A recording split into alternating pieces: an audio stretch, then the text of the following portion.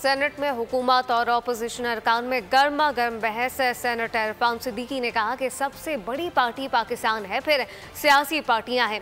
मेरी गुजारिश है कि मेंबर्स एक दूसरे की तकरीर इत्मीनान से सुना करें। सेनेटर अली जफर ने कहा कि हुकूमती बेंचेस के अरकान को तनकीद बर्दाश्त करनी होगी। हम आप पर तनकीद ज़रूर करेंगे जो हवा में नहीं होगी। पिछले 2 साल में पार्लियामेंट और पार्लियामेंटेरियन का मजाक बना दिया गया।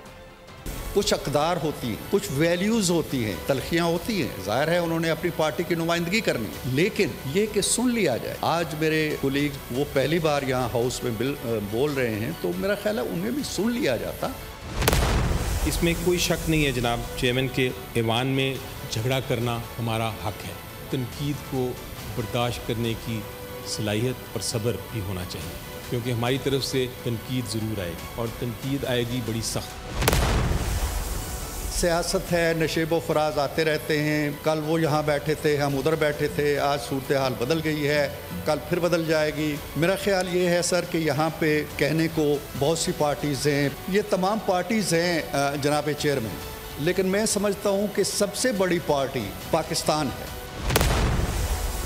पिछले साल 2 साल में पूरे पार्लियामेंट का मजाक उड़ाया, हमारी साख गिर गई। लोग जो हैं जमहूरियत से मायूस होना शुरू हो गए। जिस तरह की हमने कानून साजी करने की कोशिश की है पिछले 2 साल में, वो उसको मैं कहता हूँ वो बददियानती की एक लानत। सब्सक्राइब करें और बेल दबाएं ताकि कोई खबर रह न जाए।